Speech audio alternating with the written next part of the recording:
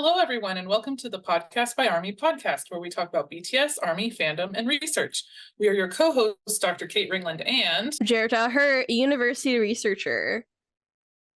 Woo! Woo! And today we're talking about Omegaverse.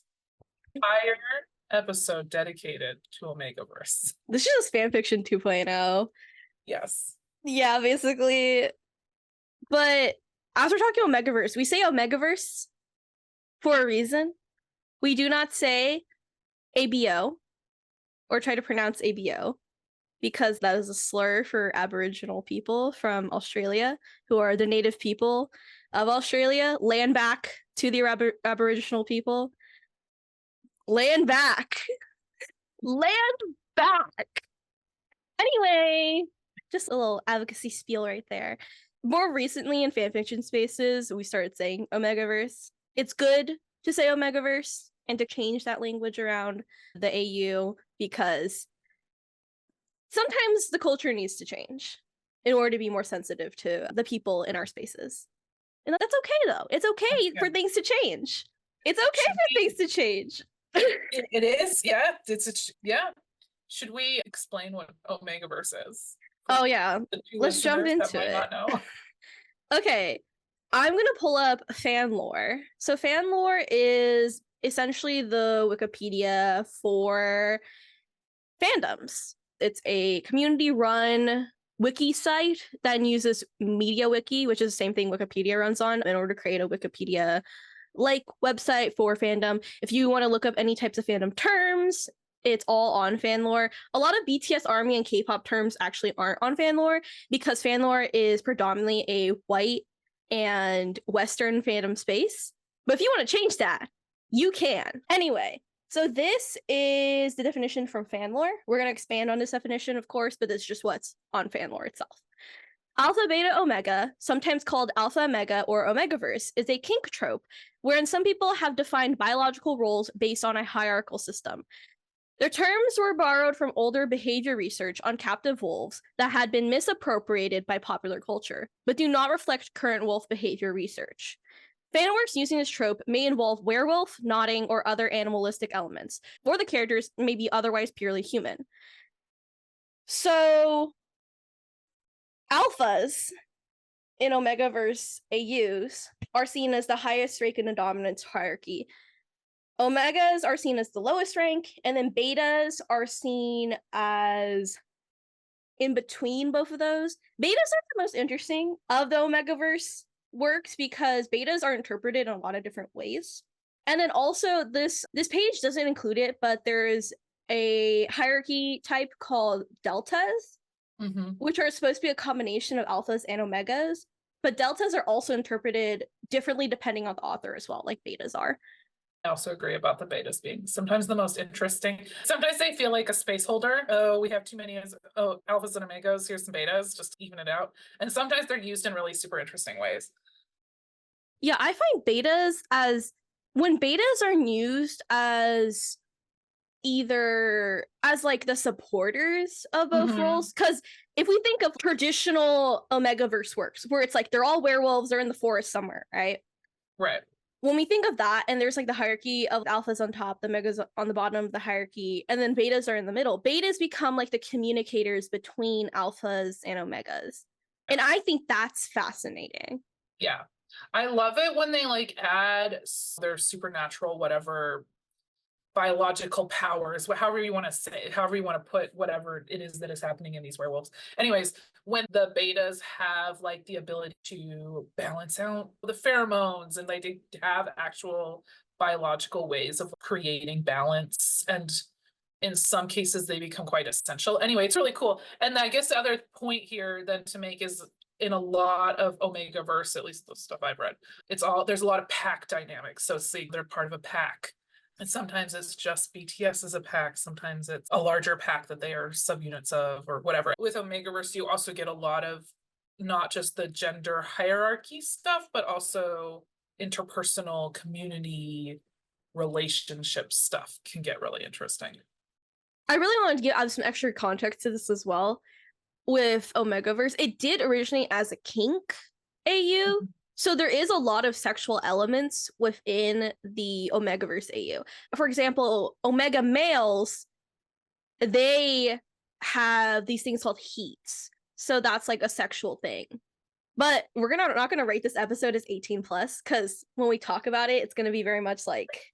Yeah, and I think that there's enough Omegaverse content. Yes, there's a lot of sexual elements to a lot of Omegaverse content, but it's not all about the kink stuff. There's a lot of interesting exploration that happens outside of that too.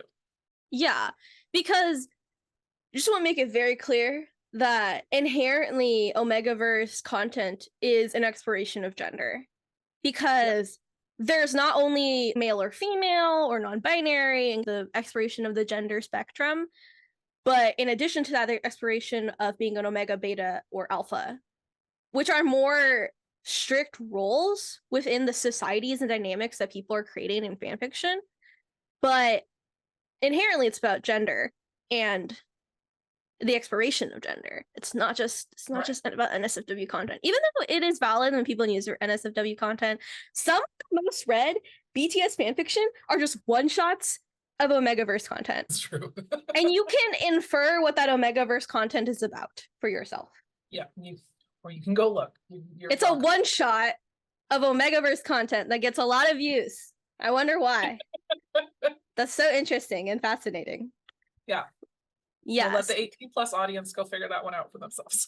There's an interesting gender dynamic that happens, because I think a lot of authors tend to fall back on alpha being masculine, omega being feminine, and then you've kind of beta in between, question mark. And then you get the kind of interesting matrix of gender dynamics where you have, the male female gender spectrum and the alpha omega spectrum. And so then you get the combinations of male alphas, male omegas, and female and all that. Anyway, so there's a lot of interesting puzzle pieces you could try to put together in different ways to create different kind of character landscapes. Yeah.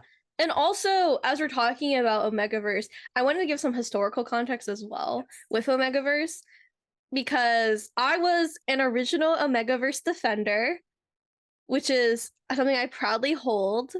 A lot of people don't believe me when I said I had a fandom life before Army, and this is like the truest representation of my fandom past, because Omegaverse very much in a lot of fandom spaces is seen as a taboo AU.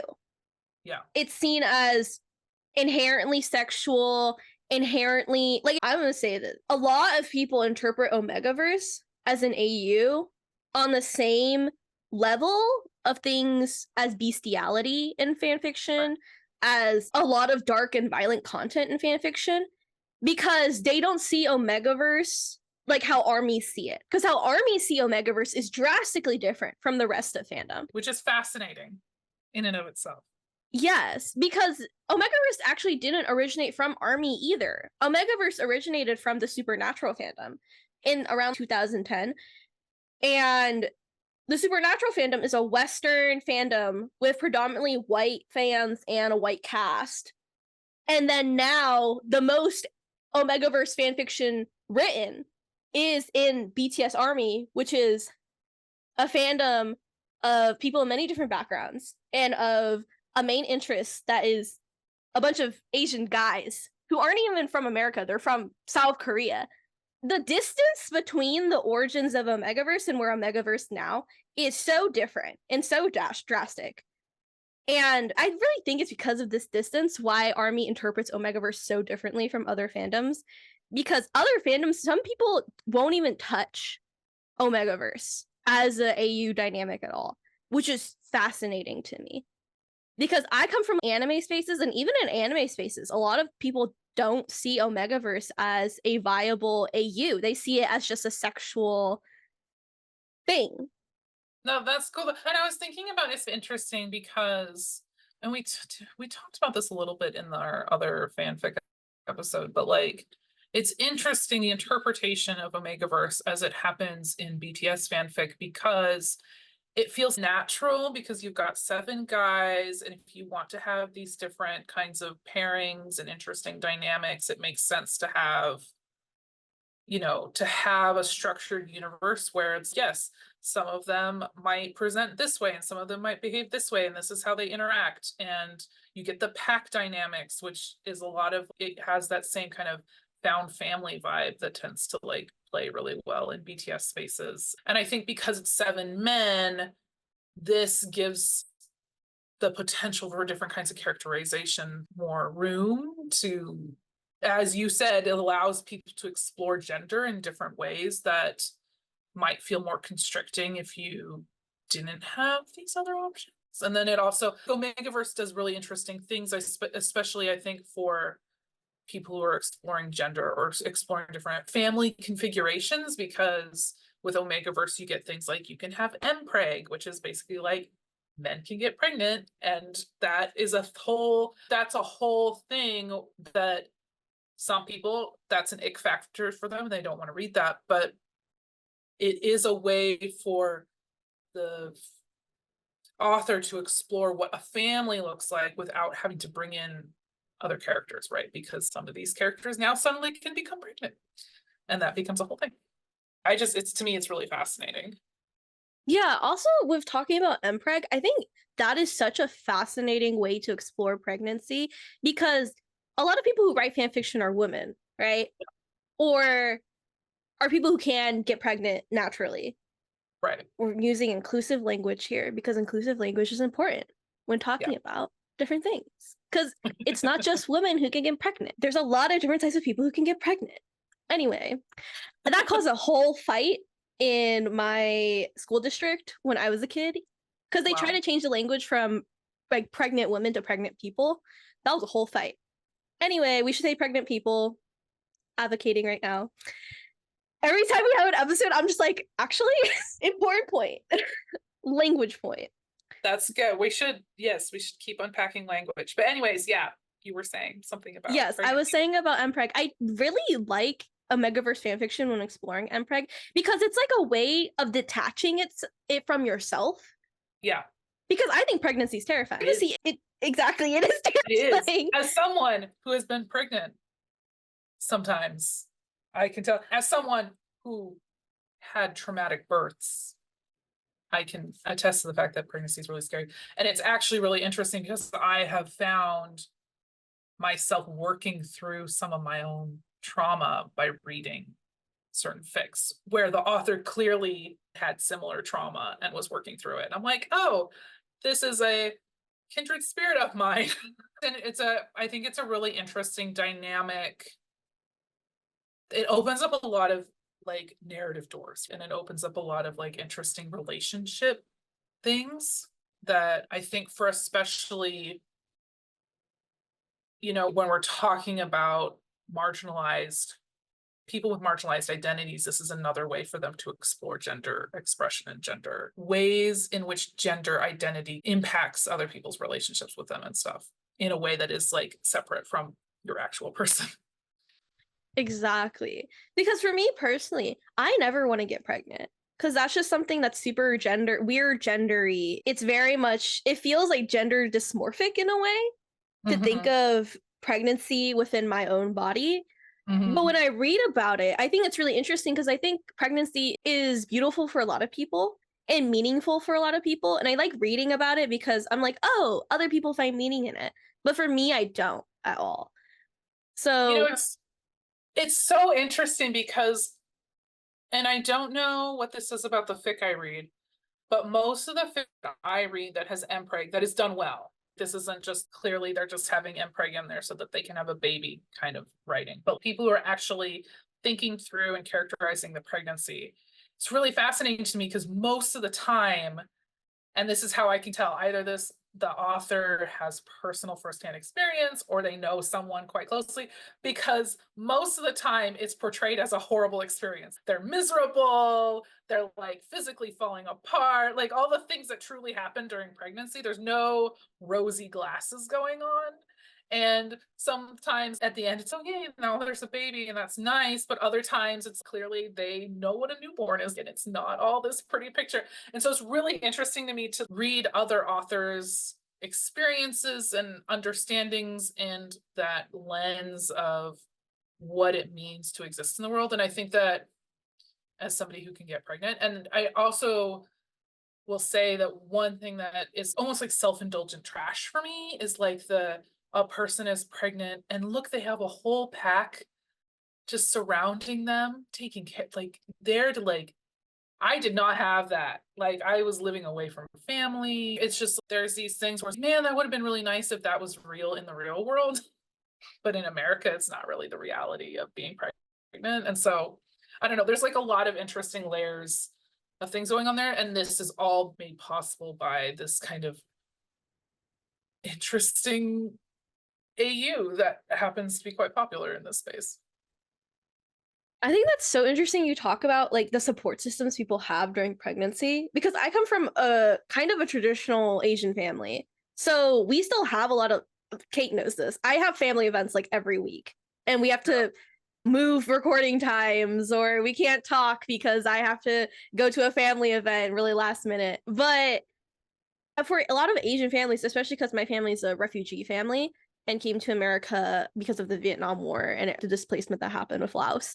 And we still have really strong family systems. So I know if I was pregnant and I did have a child, I would have those systems. But then even with the appeal of that system, I still don't want to get pregnant. For me, it's very much like a gender perspective of, oh, that feels very out of body to be pregnant. And I don't think I would enjoy that. To be clear, it feels very out of body when it's happening to you too. Because it's like you have a parasite. I don't know. I have feelings about this. Wow. Your children are with you. They're lovely children. And now that they're here and not inside me, it's great. They're literal parasites. Nobody's gonna debate me on this. They're an external life force that is living inside you and sucking away your life force while they grow. That is a parasite. No, that's actually, yeah, that makes sense. That makes sense. That is terrifying though. I don't think pregnancy sounds more terrifying. Anyway, this was not on our outline. This was not. But MPreg is so cool. I think it's such a cool way to explore pregnancy in a detached way and also for people to work through trauma, because working through trauma is why we write sometimes. It is it's almost like I write, it's almost like we should let people write what they want because we don't know what they're working through when they're doing that writing. And we shouldn't police people with what they write. Right. Anyway.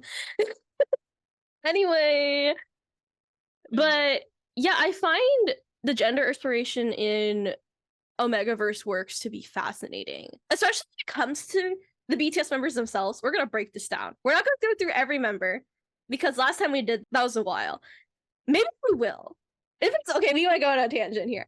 But I really want to start with Jimin because Jimin is the BTS member that has the most Omega fanfics of him being characterized as Omega. Very much because Jimin himself inherently presents femininely as a person. Jimin wears feminine clothes and presents femininely. We talked about this in our original fanfiction episode, which if you have not listened to, you should go and listen to it. It's really good. Give some context about what we're talking about today. I promise. I promise it's really good.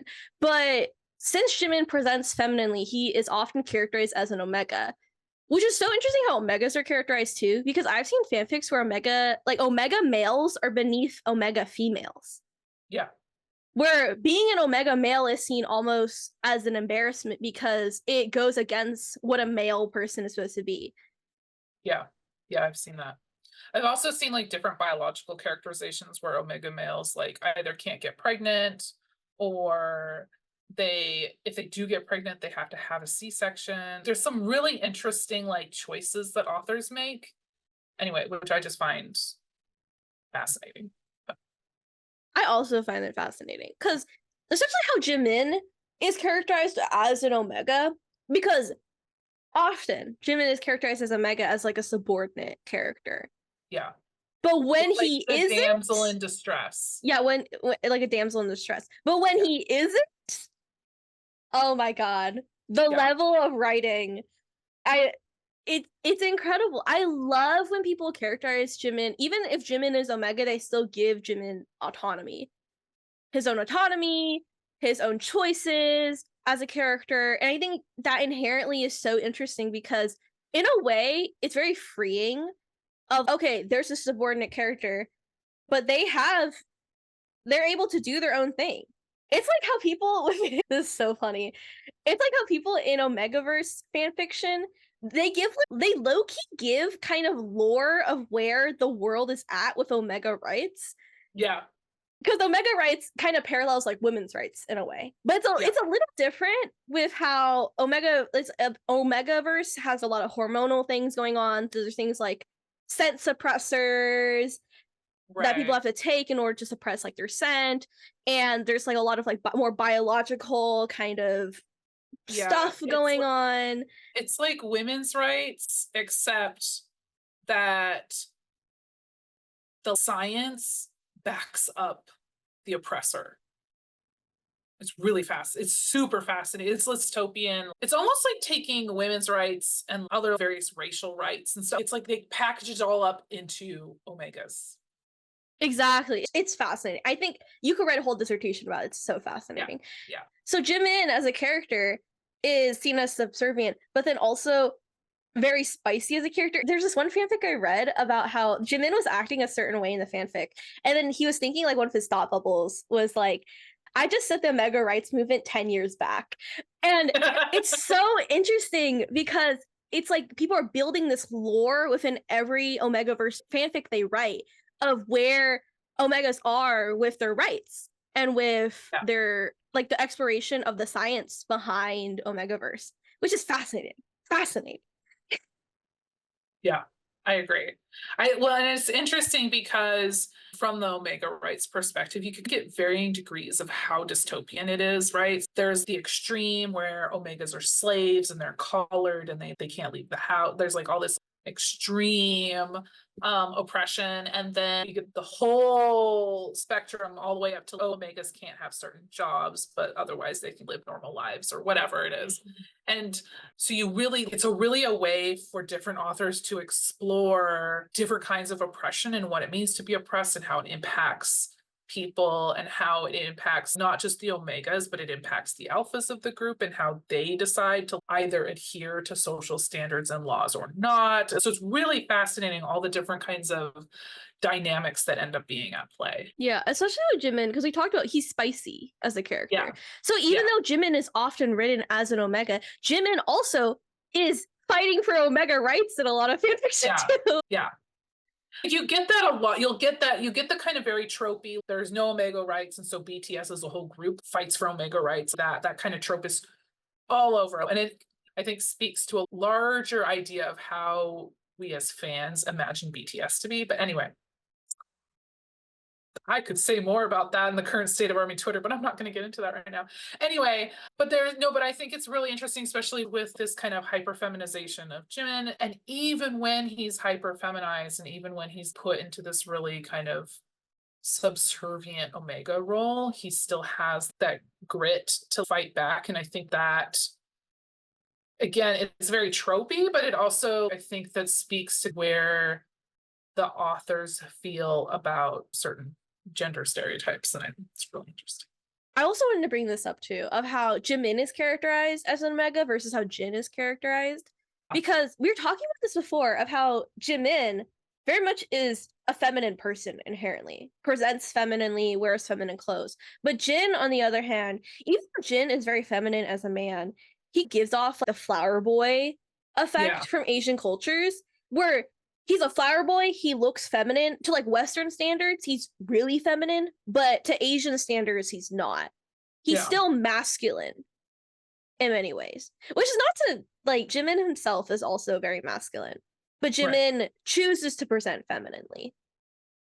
But Jin is someone who presents femininely in a lot of ways, but still has a lot of masculinity inherently in his gender presentation as a person. And I think it's really fascinating how we didn't write this down or talk about this before, but Jin also gets characterized as an Omega, but the way Jin gets characterized as Omega is inherently different from Jimin. Yes. Because Jin gets motherized, gets parentized. Yeah. With this whole thing, which Jin himself, just even devoid of Omegaverse, gets parentified anyway. Right.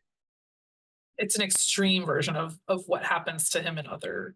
Exactly. It's fascinating because Jin is parentified in a lot of Omegaverse fanfiction, which is why this is just my hot take. I don't like how people write Jin outside of fanfics where he is a main character. Because often when Jin is a supporting character in a lot of Omegaverse fanfiction, Jin is parentified, number one. And then number two, Jin also loses a lot of autonomy and self-will as a character, which feels weird because sometimes these fanfictions, they have a character who is an Omega as the main character and they're going through stuff, but Jin still gets that default mother figure as an Omega. Which is, there's something more interesting you can do there instead of defaulting him to that role. Yeah. It's funny, I was reading a fic just recently where it was like one of the members was an Omega and the rest were alphas, including Jin. And as they were introducing the characters, Jin was literally introduced as the mother figure of the group as an alpha. And I thought that was just like really bizarre that people cling to that characterization so hard. Yeah, I think that's fascinating too, because for me personally, this is a hot take. People aren't gonna like this take. It's okay. I personally find it more fascinating to do Pack Alpha Jin and then Pack Omega Namjoon instead of the other way around. Oh, I love that dynamic so much.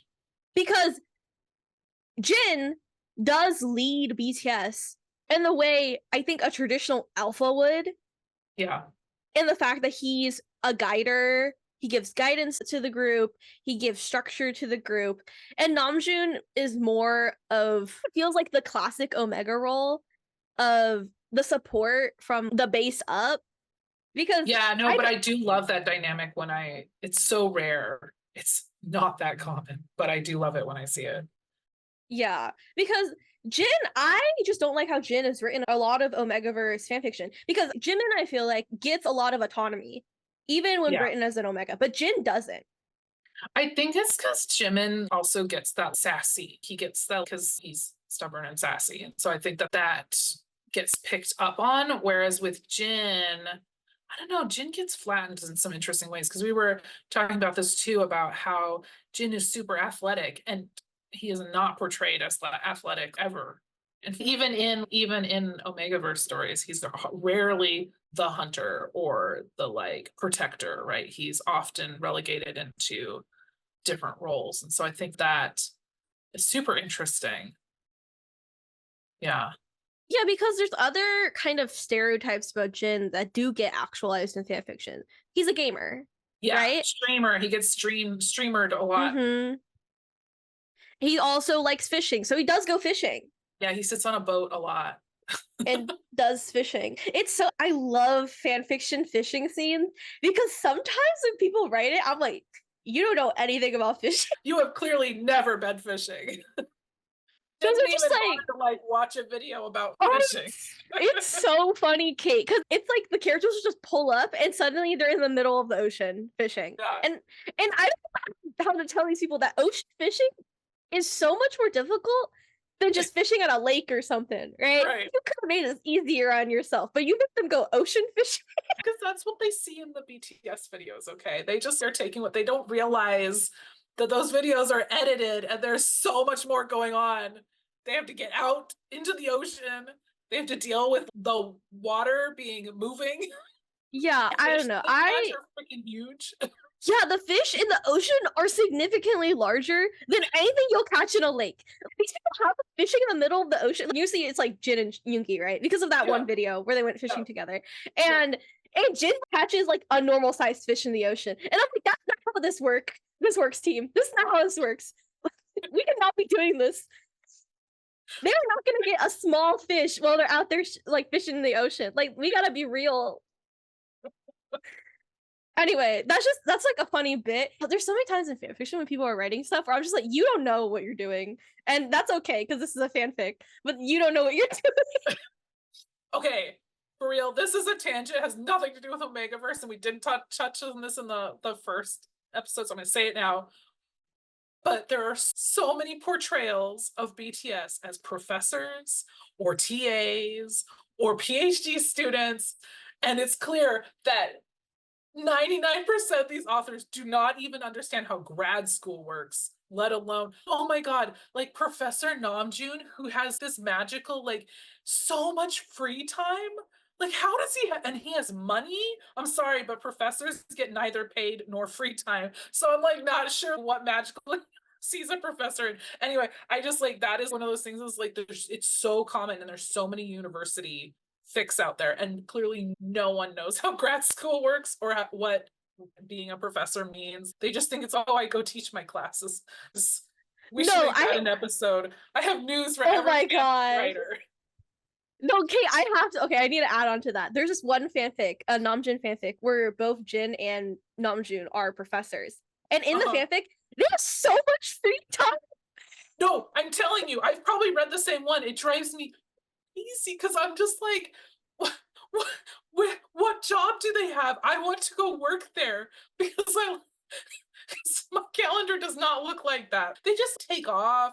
They call, that was the other funny things. They're like calling in sick to work. I'm like, no one cares, man, unless you're canceling class. No one's keeping track of you, but you still have to get everything done.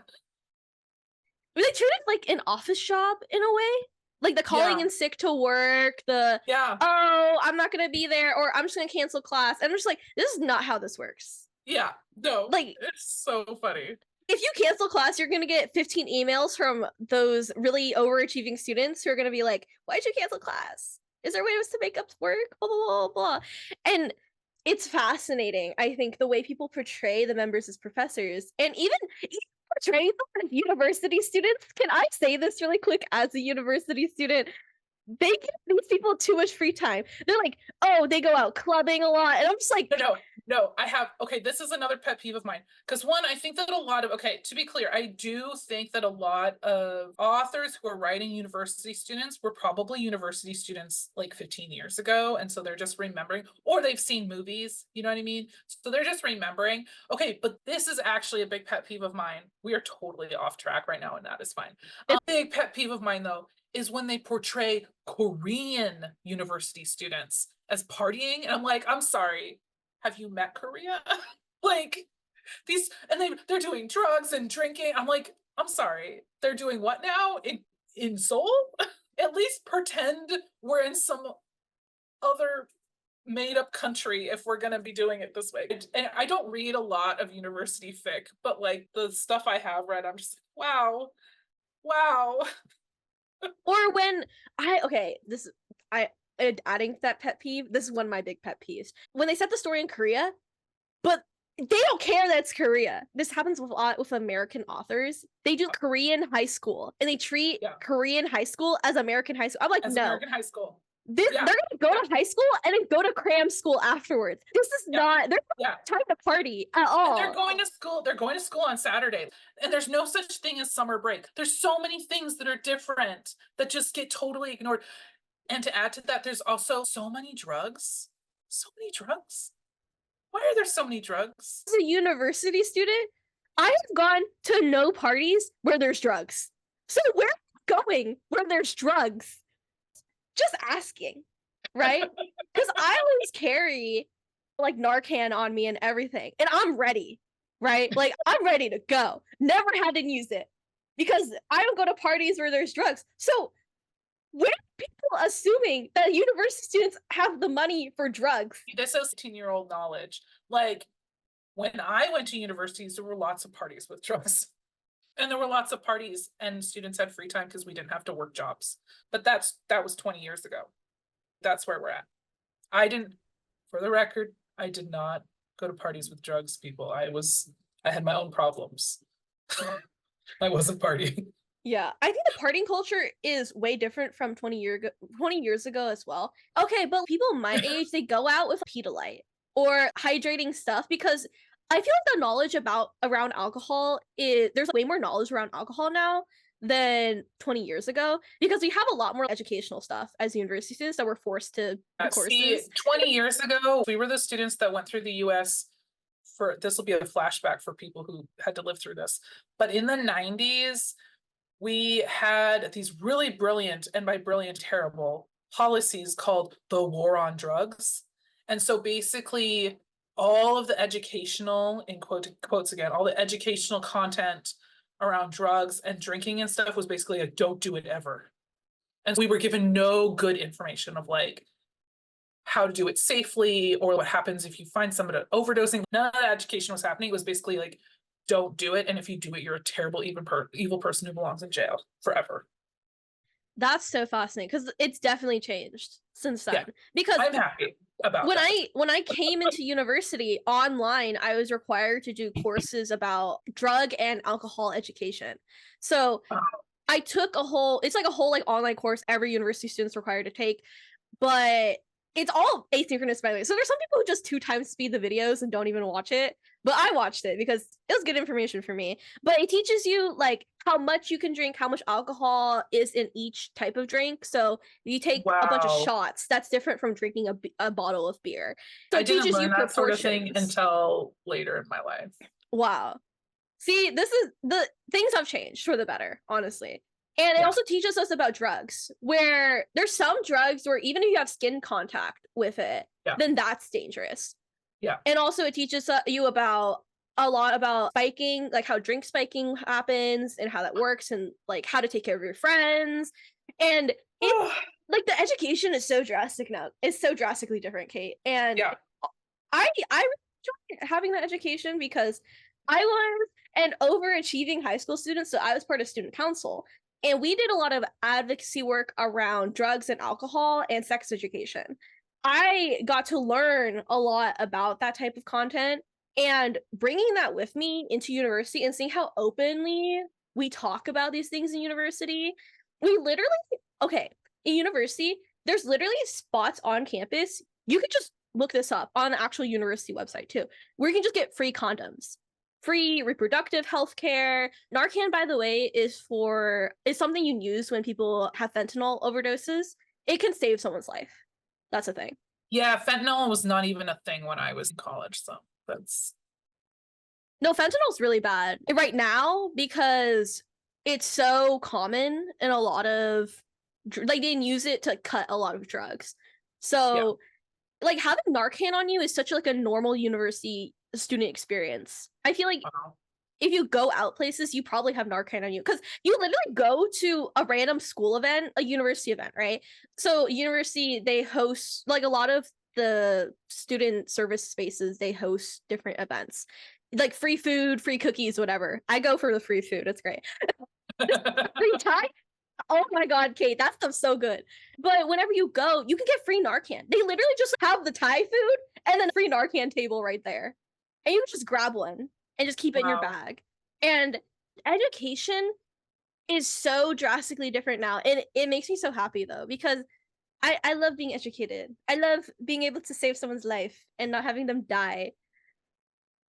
I say that in a very joking tone, very seriously. You should, if you are a university student and your college gives out free Narcan, you should take it because you never know. And it really could save someone's life. That's our spiel, our tangent. Anyway, so omegaverse. Yes, that's what we were talking about in this episode. Yeah, omegaverse. Should we go into talking about how Namjoon is characterized? Yeah, so we started alluding to that with the whole Namjoon pack leader. Yeah, stuff. I wonder why we always talk about Namjoon in all these episodes. I know, I can't imagine why. There might be someone steering the conversation here. I don't talk about this like on the podcast, but I very openly, I don't ship them in a Tin Hatter way where I think it's real. But I think it's cute. Yeah. Right? So, like, Namjoon just as a ship. Yeah. Even Jimin ships it. I'm sorry. Am I supposed to say no to Jimin himself? Am I supposed to tell him he's wrong? Are you going to say Jimin is wrong? I wouldn't dare. You're not. You're not gonna say that. With how Namjoon is characterized in, sorry, we're just gonna glaze over that really quick. How Namjoon is characterized in omegaverse fanfics, very often he gets characterized as like this macho alpha guy who's pack leader. He's like a big alpha dude, but he's not like that. Namjoon literally, I like how people sometimes characterize him as an alpha and then they make him like really cuddly and teddy bear, because I'm just like, yeah, this makes more sense. Yeah. This makes more sense. Yeah. Or my favorite, if he's a big omega. Yeah. I love like that. He's an omega. He's like a really tall guy. He works out, so he's like a big guy. But he feels like the way he works through the feelings, like a lot of, I say he, but like the author, right? How the author works through feelings of insecurity when it comes to being someone who, a lot of times, like women, right? Like women who are taller women, maybe bigger women, maybe muscular women. They go through sometimes a lot of gender dysmorphia with how their body looks and how, of course, they're women, right? But very often people view them in that type of way because of how their body looks. A lot of tall women I know go through a lot of weird gender feelings because they're very tall, and that makes men insecure. Yeah, I can't relate with that at all. I'm way too short for that. Yeah, I'm way too short for that too. I love my tall queens though. Yeah. But I think it's really interesting how people explore that in fan fiction, because I think Omega Namjoon is 10 times more interesting to write than Alpha Namjoon. I'm just gonna say that right now. I'm sorry for people who like Alpha Namjoon. I respect you. I think Alpha Namjoon makes sense. That's cool, but also consider the other side. Omega Namjoon and maybe Alpha Jimin. Anyway. Yeah. I was just saying. Some of the other side. Some of my favorite omegaverse fics have that dynamic. It's really nice. Yeah, because I feel like Namjoon himself, when people characterize him as an alpha, I feel like in a lot of ways, I like it when it's like protective alpha Namjoon, where it's more kind of, we talked about like parentification, right? But like more like a familial alpha role, where it's like a healthy masculinity, right? But sometimes the way people characterize him, I'm just like, that's not it, my guys. Yeah, it gets really toxic. Yeah, it does. Which is something I think is interesting how people explore that, but also I think it also reinforces a lot of things about masculinity, which I'm just like, because we didn't talk about this, but a side to omegaverse that reinforces gender expectations instead of breaking away from them. Yeah. I could go on a tangent about that too, actually. Should I do that? Do you want to? Yeah, that's all you. Speaking of which, no, so I get really disappointed, deeply disappointed when I start an omegaverse fic thinking it's going to be something that it's not. The thing that gets me is when those gender norms of hypermasculine alpha, hyperfeminine omega get reinforced, and they're reinforcing like real world toxic gender dynamics, but they're doing it in a way that this is how it is because biologically it has to be this way because omegaverse, and there's no critique, there's no criticality in unpacking those dynamics, and it pushes boundaries into like dubious consent in some cases. And this is something I hate deeply and passionately, is like when the author just writes all of that and then there's no criticality, no reflexive, oh, maybe this is bad. No, they just play it off as this is what's normal and isn't this sexy or whatever. And then this is what gets me, is I'll be like, this is garbage. Why are they writing this way? And like, why aren't we at least commenting on the fact that this isn't right? It's an uncritical story. And if it were me, I'd be like, oh, this is deeply uncomfortable. I wish they had tagged this differently. Literally, could they maybe tag this as potentially dubious consent? Whatever. I'd like to be forewarned. Traditional alpha, beta, omega dynamics, that'd be great. Just put that tag in, then I'll know what I'm getting into. But the thing that really gets me is that when I scroll down and look at the comments from other readers, my hope for humanity dies a little bit when all the readers are like, oh, this was so great. I loved this story. I wish this hyper alpha whoever would be my boyfriend. Just like those really vapid, I don't know. I'm just like, what are we doing here, people? This was not a happy, fun story, and you're all playing off this was a super sexy time. Anyway, I have feelings. No, I feel similarly, because let's just like preface right here. There's nothing wrong with people who write. There's a lot of people who write omegaverse fan fiction. It's just for NSFW content, and that's okay. Yeah, no, but there could be more. Yeah, I think I'd like to clarify if it's a story where it's very clearly porn with some plot or NSFW, that's valid. That's okay, right? I know what I'm getting into when I'm, again, tag it like that then, right? I know what I'm walking into, but don't give me a 50,000 word story that is mostly plot and have zero criticality when it comes to the gender dynamics and the power dynamics in the relationship. And there's a healthy way to express things, and then there's a way that's reinforcing the garbage I have to live through in my real life. And I don't particularly want to just relive the garbage if we're not going to move forward in any way in this story. And I would like to be warned about that ahead of time. Yeah, I have I don't know, I have controversial takes about tagging because I've been in fandom spaces for a long time. And I think tagging culture now is so cool because back in my day, we didn't have tags. We just had this has sex in it. And that was it. That was it, right? On fanfiction.net, you can't even put that many tags on your fanfics. There's like a tag limit of 15, like 10 or 15, something like that, where you can only put a couple things and then the genre of the fanfic. And that's it.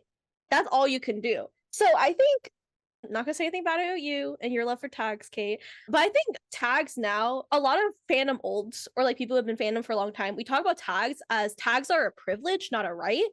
Like tags are a privilege, not a right, and how a lot of times we talk about tags and how the culture around tagging has changed so much.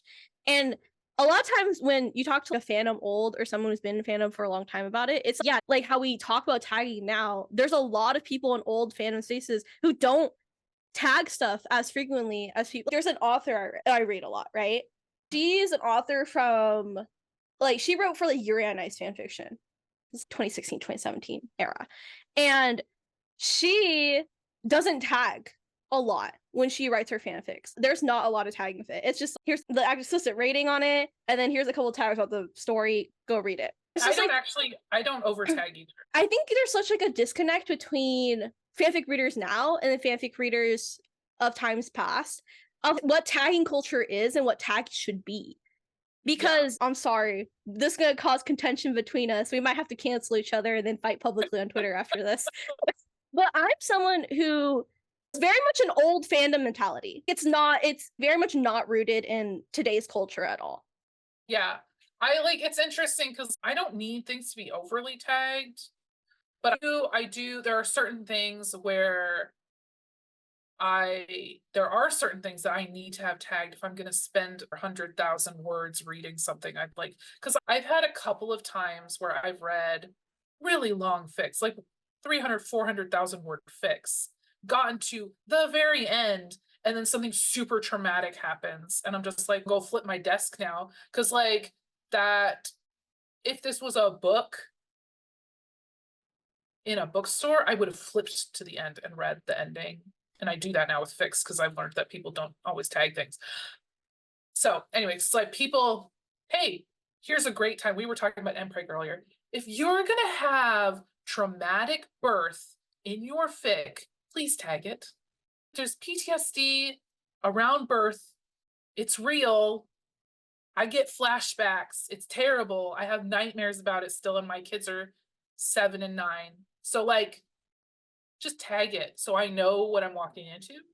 I still read it, but tag it so that I know, can mentally prepare. Anyway, I don't need things to be overly tagged. And I think that, especially with these kinds of fics where they are just reinforcing gender norms, these people are not going to tag that anyways because they don't realize that's what they're doing. This is the part that like the reality of it is it angers me and depresses me as somebody who is watching certain actual human rights, women's rights be eroded before my eyes, things that I had as a youth that the youth now no longer have in certain parts of this country. And so when people are like leaning into those really toxic gender norms and celebrating them in the comments, there's no way that anybody in that space is going to recognize what they're doing. I get depressed because it's a clear sign that we're doing something wrong as a society. Anyway. The bad times. It's almost like how we just had the year anniversary of Roe v. Wade being overturned. There's a lot more uncritical fic out there than there is the really well-written critical fic, and that depresses me. Anyway. It's okay, Kate. We just got to keep writing fan fiction to buy out. I'm telling you, I am 60K words, and I'm not even nearly close to finishing into this fic I'm writing. Okay, overachiever. For super long. Anyways, I started it purely out of spite because of this exact thing I was just talking about, where it was like, it was an omegaverse thing where they just leaned into it. It was super toxic. And it was just like, I think it was Jimin, and he like, or maybe it was Yoongi, one of those two, because they always get like omegafied. Anyway, of, oh, I'm an independent omega who's never gonna get sucked into an alpha's grasp and become a homemaker. That's not going to be me because I have a career. And then all of a sudden ends up mated and stuck in a house and quits their job and is happy about it. And anyway, super gross and toxic. I decided to write a response to that. So yeah, I'm so proud. I am writing responses to those things because it's just, I need to restore balance to the universe. Honestly, I think that's what fanfiction is supposed to be, though, because often I feel like we don't talk about this, of how fan fiction is a community. Oh yeah. And everything you write, and if you post that writing online, this is why I don't post a lot of my trash fan fiction that I write. I just write that, and that's for me. But because I don't want to put that in the world. It's really trashy. Right. I told you about that one before. The really trashy one? Yeah, you know what I'm talking about. Anyway, for context for the readers, I wrote a fanfic where it's arranged marriage, alpha omega, and it's just all the tropes thrown in there. And that's trash. And I write that for me, but I don't need to put the trash out into the world. I think sometimes when you have trash, if you buy fast fashion, don't donate it to Goodwill. Right. That's your own fault. You might as well keep that. Yeah, you live with that. Yeah, you live with that. You live with Don't that, make the world right? suffer for that. Oh yeah, fan fiction thing that you write as fan fiction, it contributes to the community of the fanfic authors that you're posting to, right? And I think a lot of times people try to be devoid of that, but it's not, right? Because I used to be in a fandom where I wrote a fanfic, and people said that I was copying someone else's fanfic, even though I wrote mine first, and my story was drastically different than theirs. It was like medieval fantasy AU. So people were like, you're copying this person, because their fanfic got way more popular than mine. And I was really slow at updating my own fanfic. It's a whole thing. It was a whole thing. And I think it's just so interesting because you never write in a vacuum when it comes to fanfiction. Right. And I think you writing a low-key response, not low-key, a high-key response to that person's fanfic, more power to you, honestly. Yeah. And you see it all the time. Some of my favorite fics that I've read were inspired by other fics, and they say that in the notes, right? They'll be like, this was inspired by, and I'll be like, oh yeah, I read that, was really awesome. Now I'm definitely reading this one, right? It's interesting because I love on AO3, it's a very slow community, right? Like people are slowly reading and responding and being in community. Whereas like you see fanfic Twitter and like people are actually interacting and talking to each other and stuff, and all the fests are happening, and it's anyway, but it is a very community feel, which is nice since I'm not really getting that so much on regular army Twitter right now. But no, I feel the same. I think the fanfiction community for BTS Army, there's problems with every community, obviously, but I think people understand because sometimes you go into fanfiction communities and other fandom spaces outside of K-pop, because K-pop is not the only fandom space to exist. Just FYI. There's fandoms outside of K-pop. FYI. for people who don't know that.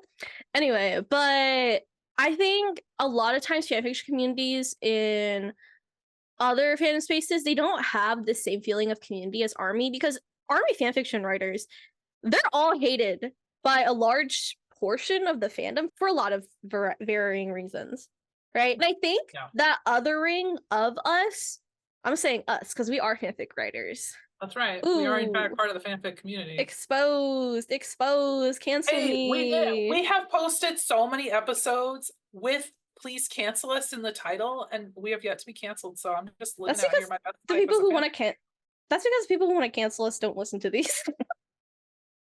It's their loss. Yeah, their loss, honestly. We're having great conversations on here. We're having wonderful conversations. Yeah. It could never with our nuance. No, actually. Wild.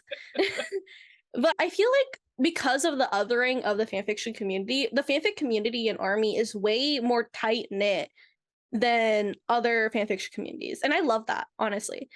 Yeah. No, I really love it because I like having my little timeline of, people are all excited about BTS stuff, but they're also like, hey, look at this cool thing I made. Here's my cool work in progress. Look at this. Hey, I had this story idea. Or here's a mood board. Do you want to write about it? There's just so much cool stuff. Anyways, people should go branch out if you're not seeing these things on your timeline. That's all I'm saying. Everyone should become a fanfic author.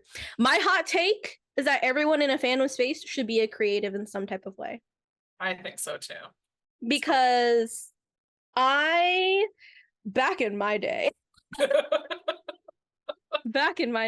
a lot of fandoms I've been in, I think ARMY is the only fandom I've been in before where being a creative is not inherent within the fandom identity. Yeah, where you don't have to be creative or be a creative. Because in other communities, I gotta be a fanfic author, a fan artist, some type of fan editor in order to even interact with the fandom at large. Because everyone's just making transformative works and doing stuff. Right. Because I think this is less true now, but in 2020, when I was on ARMY TikTok, it was like 80% edits and creatives. The community was just people making edits and stuff. Now it's a lot more people just talking head, yap into a screen. But yeah, I think that's interesting because then coming over to Twitter from TikTok was jarring because it's like you couldn't just be a creative. You had to be like, there were people that were known. Oh, I don't care about your video edits because these people do video edits. There were people who were famous for it and nobody else mattered. It's a very weird click thing. Anyway, we are so off topic. It's okay. Talking about that as well. Sorry, continuing to stay off topic. But yes. I think it very much goes to show like the social media influencerification of the online spaces. Because I remember a time where the only way for me to interact with a lot of my fandoms was to be a video editor. Right. Like when I was in my anime fandoms, I was making AMVs and MEPs. Ooh, that's what made some people feel old. Kate, do you know what an MEP stands for? No, I have no idea. Oh my god.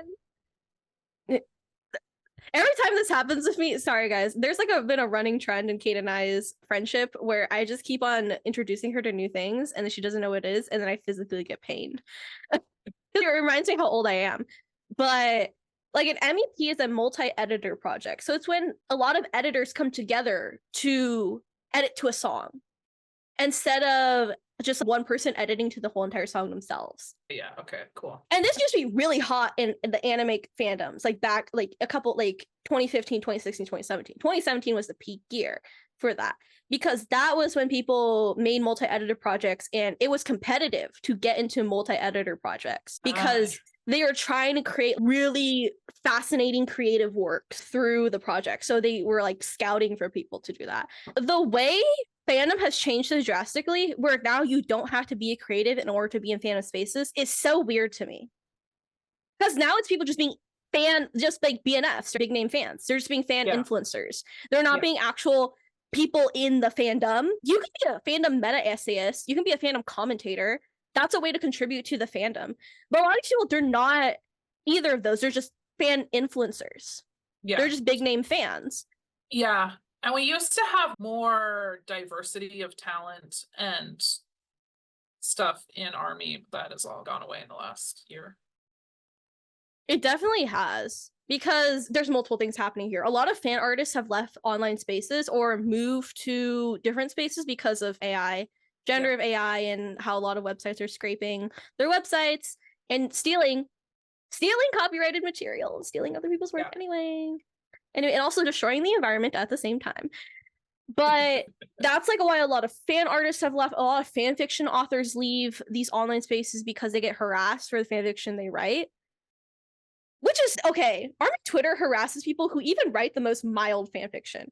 There was that one Army translator who wrote, I think it was like just OT7. It wasn't, there was no NSFW content in it at all. It was just like fluff. She wrote just like fluff fan fiction. By the way, fluff is really just like cutesy, lovey-dovey fan fiction. Imagine something fluffy like a teddy bear. Yeah, very like soft, cute, lovey. And for me, I think that's very mild. There's some people I know on Army Twitter who write like really extreme stuff. And I'm like, more power to you, my girly pop. But I don't know. The way Army Twitter will cancel even people who write like fluff fan fiction, I think is too much. Too much. Anyway, we've been really off topic. Back to Omegaverse. Omegaverse. We have one more point. One more we need to get through. Jungkook. Yes. Is Jungkook supposed to be an alpha or an omega? This is an important question. If you do not answer correctly, you can't listen to our podcast anymore. Is Jungkook an alpha or an omega? Answer correctly, my people. You have 3 seconds. Jungkook is often characterized as an alpha in fanfiction. So yeah, alpha Jungkook is 6,392 words, and omega Jungkook is 2,702.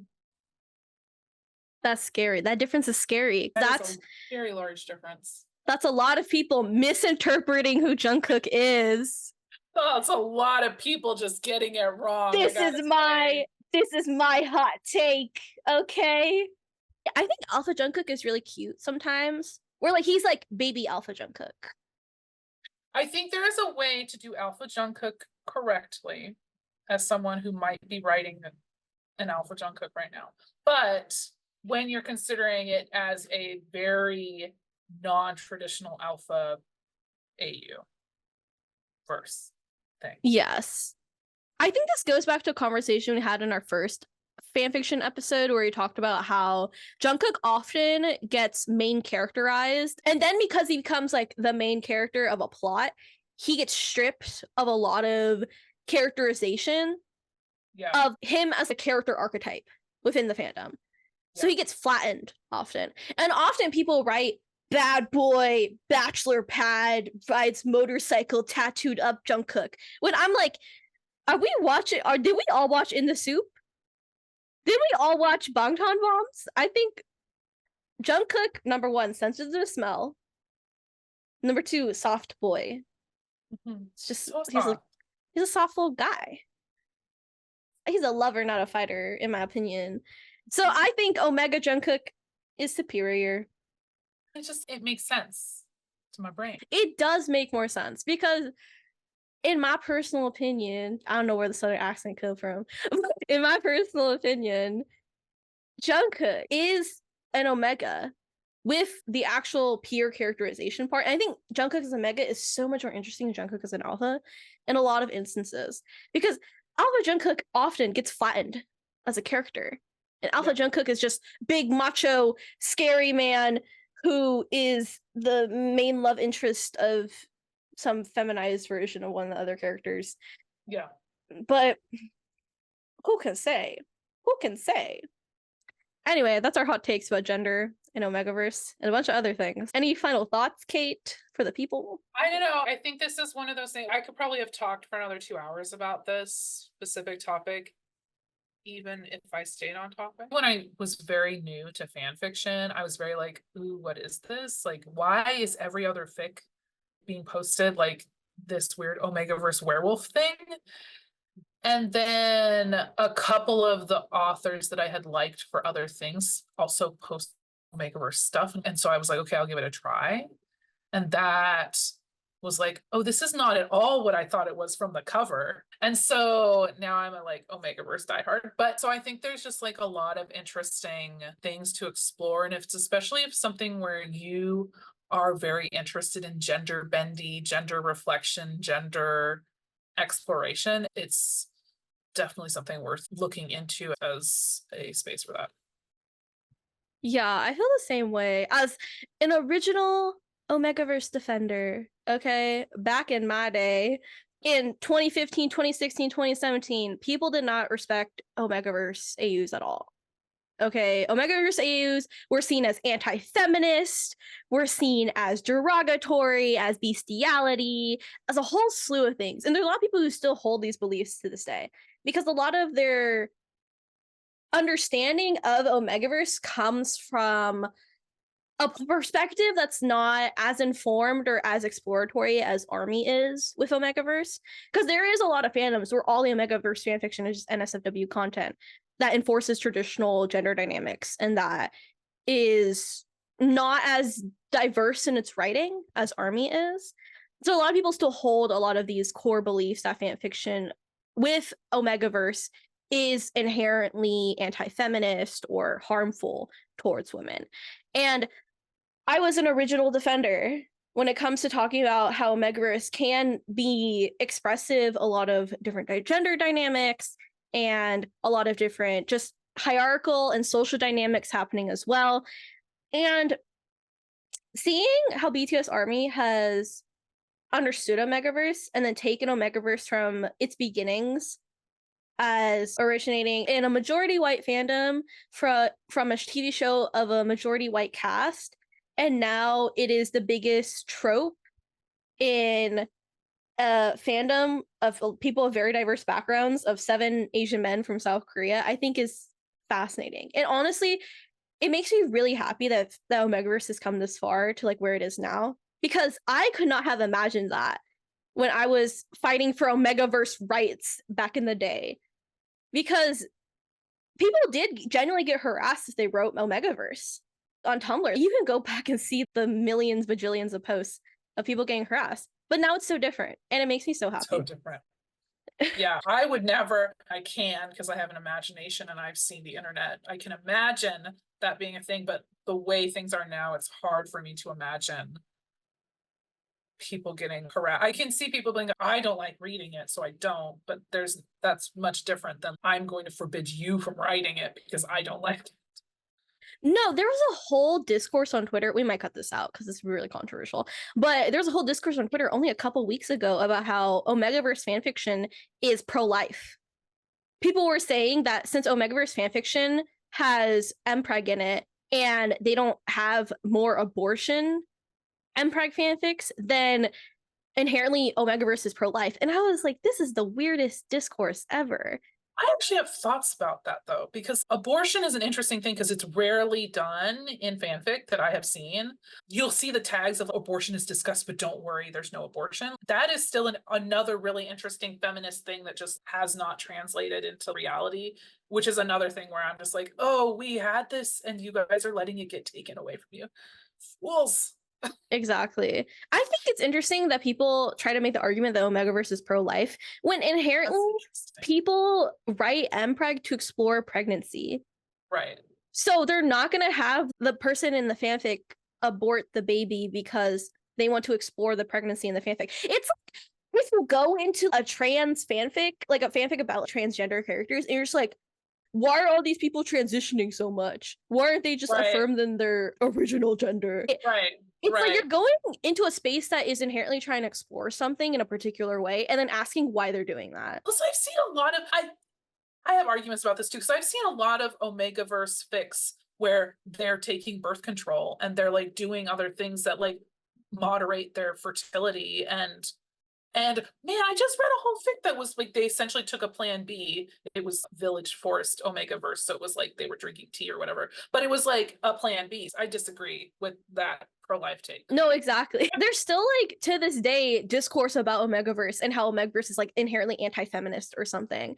And to this day, I am still an Omegaverse defender. I'm an original defender and I'm still a defender because omegaverse is not inherently an anti-feminist trope, no matter how much people try to say that. If people want to say omegaverse is an anti-feminist trope, they're reading the wrong omegaverse. Yeah, everyone should read BTS Army Omegaverse. Yeah, in my humble opinion. Yeah, and not just the NSFW one shots. Go read an actual one that has good hits, because there's like a lot of really good stories that involve omegaverse. Yes, they should, because to this day, like, even I read a fanfic recently that did talk about abortion. It was a BTS fanfic, Omegaverse fanfic, and they did talk about abortion because the character, when he was exploring his pregnancy, when he found out, he was like, okay, I'm gonna abort the baby, and then he decided not to later on, because that happens in actual pregnant people's lives. It actually happens. That's fascinating. It's almost like that's a reflection of how people actually think about pregnancy. Like how people have complicated feelings about pregnancy. It's almost like this author was trying to explore their own complex feelings of pregnancy and not just have it one way or another. Anyway, but as we end this episode with our original Omegaverse defenders and our new Omegaverse defenders, I don't know. I don't have. We were so. There's no moral. There's no moral to this episode. Like, go read fanfiction. See how you feel. Go read fanfiction. Go write fanfiction. Go be a creative. Go read Omegaverse. It's good for you. It's very healthy. Explore gender. But yeah, thank you guys so much for listening. Go be creative. Go support Omegaverse. It's good for you. And say Omegaverse. Yeah. We're changing the language. We're changing the culture. We're changing the people. Yes. Okay, that's about it. Take care, everyone. Bye. Bye.